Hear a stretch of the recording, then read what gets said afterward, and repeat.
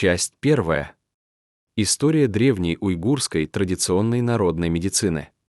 До появления современной уйгурской медицины с древних времен существовала уйгурская традиционная народная медицина.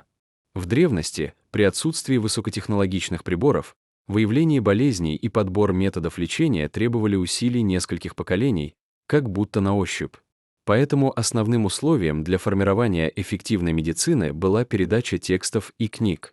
Опыт предков передавался именно через книги. Отсутствие письменности у кочевых племен затрудняло систематизацию и развитие медицины. Уйгурский народ с самой древней среди тюрков письменной цивилизации заложил основы медицины в Центральной Азии, которые имели многообразные источники. Предки уйгуров использовали методы китайской медицины династии Хань, а через манихейство обогатились знаниями из Ближнего Востока и Центральной Азии. Благодаря сагдийским купцам уйгуры узнавали о медицине народов всего Шелкового пути. Уйгуры унаследовали всю древнюю тахарскую культуру государств Таримской впадины, включая медицину.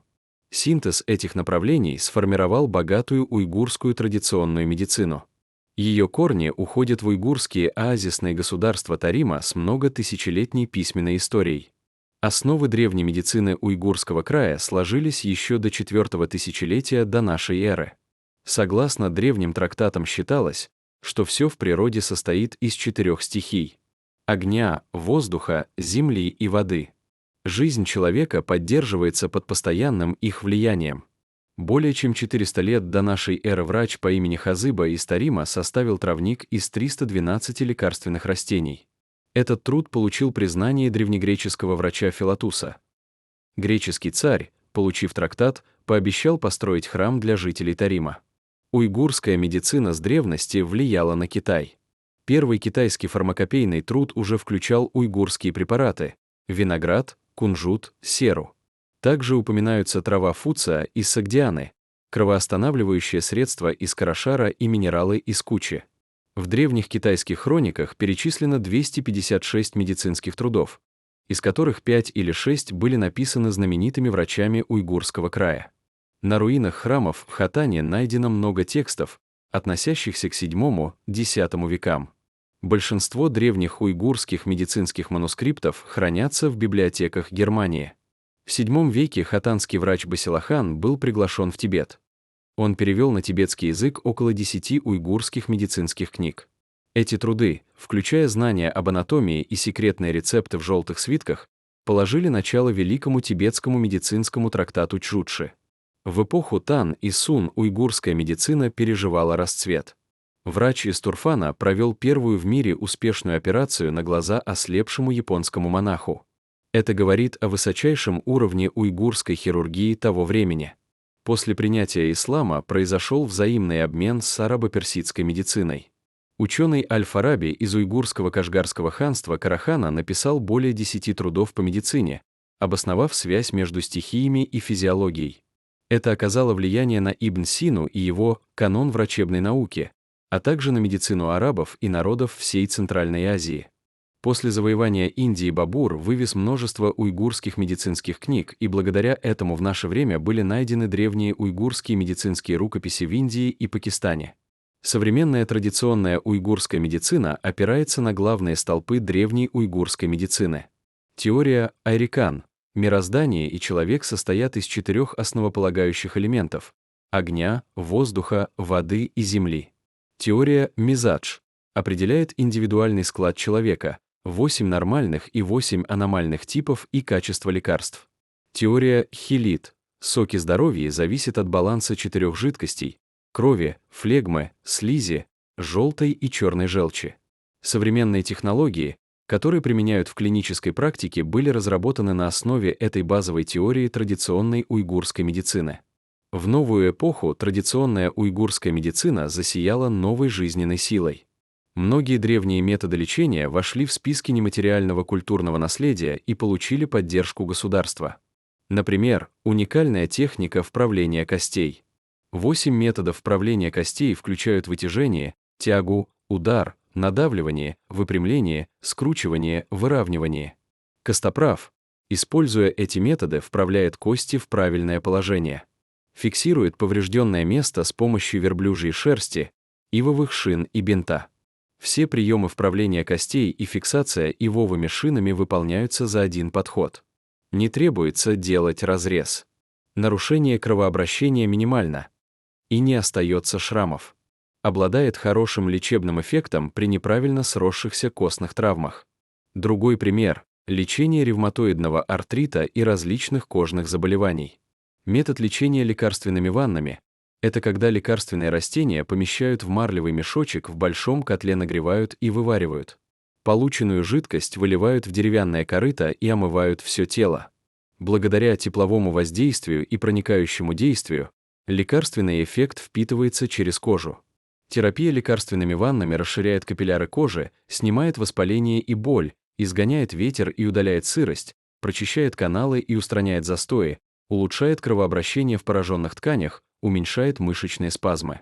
Благодаря тому, что действует непосредственно на кожу, не проходит через желудочно-кишечный тракт, не увеличивает нагрузку на печень, это называется зеленой терапией в традиционной уйгурской медицине. Вытопленный бараний курдючный жир имеет мягкое свойство, по природе теплый, не ядовитый. Обладает действием восполнять ци, изгонять ветер, превращать яды, увлажнять кожу. Чтобы предотвратить у детей различные респираторные и кожные заболевания, каждому новорожденному проводят жировую ванну. Протирают слабосоленой теплой водой. Бараний курдючный жир, растопленный до 42 градусов, легко растирается на все тело. Потом помогаем младенцу делать упражнения на сгибание ног и растяжку. Способствует развитию младенца и повышается сопротивляемость. Часть 2. Халмурат Упур. Кто он? Патриот или коррупционер? Халмурат Упур, уйгур. Родился в апреле 1960 года.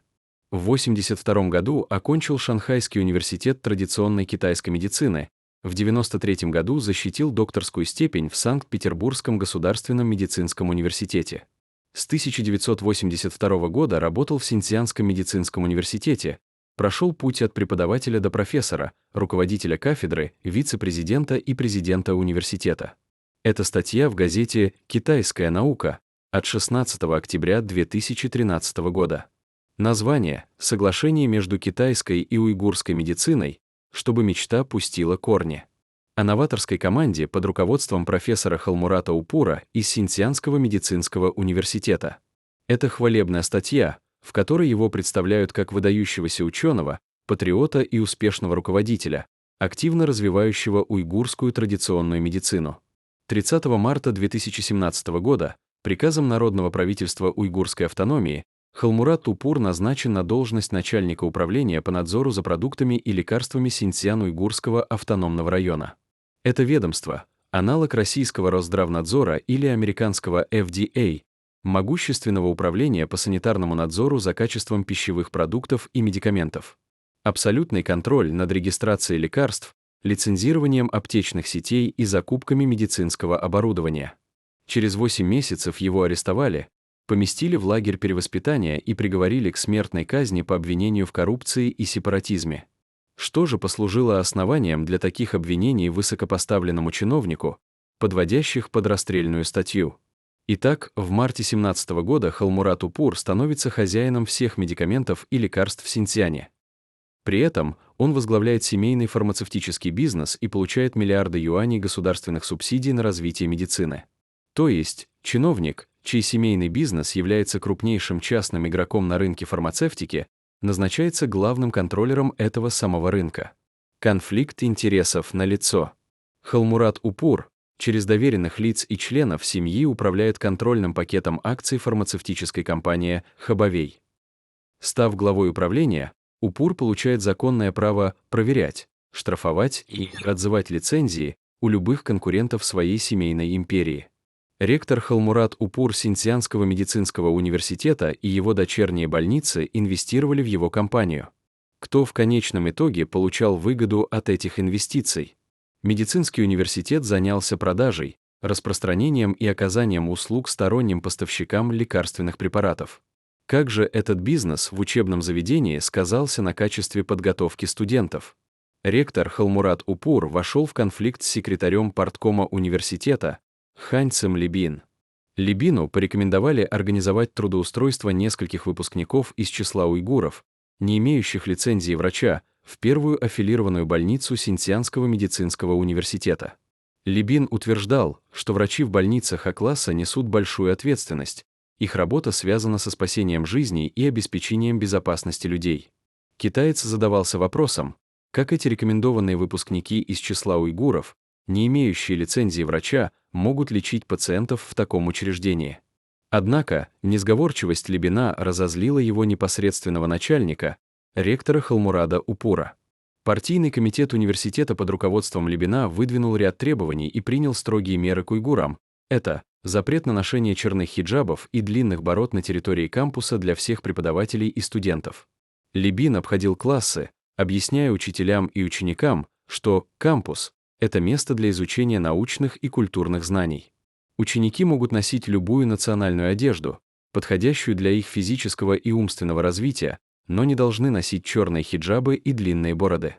Однако ректор Халмурад Упур, обращаясь к уйгурским учителям и студентам на уйгурском языке, говорил: «Это наш уйгурский образ жизни и религиозные убеждения, и мы должны иметь свободу везде».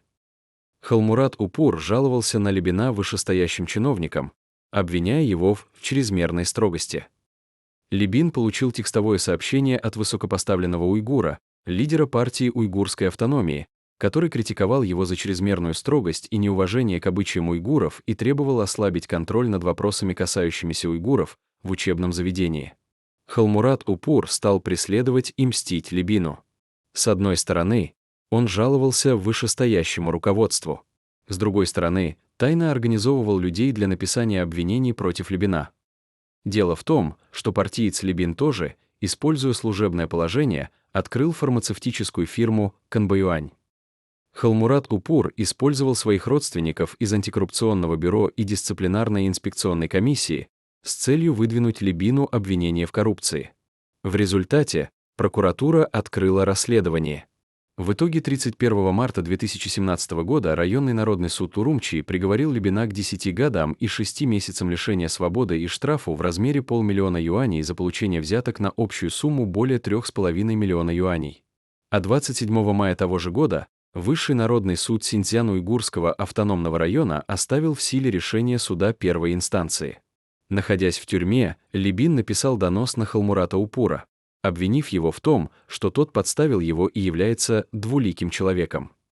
Либин выдвинул против Халмурада Упура встречные обвинения, помимо коррупции, еще и то, что в университете под руководством ректора Халмурада Упура он выявил многочисленные серьезные инциденты с участием уйгурских преподавателей и студентов, включая сговор с иностранными террористическими силами, религиозный экстремизм и сепаратизм, а также бегство уйгурских студентов за границу.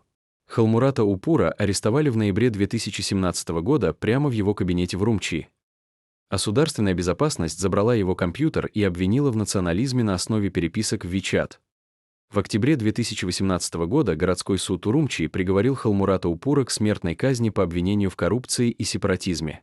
По-видимому, Халмурат Упур привез из России не только ученую степень, русскую жену Лину, но и российский опыт коррупции.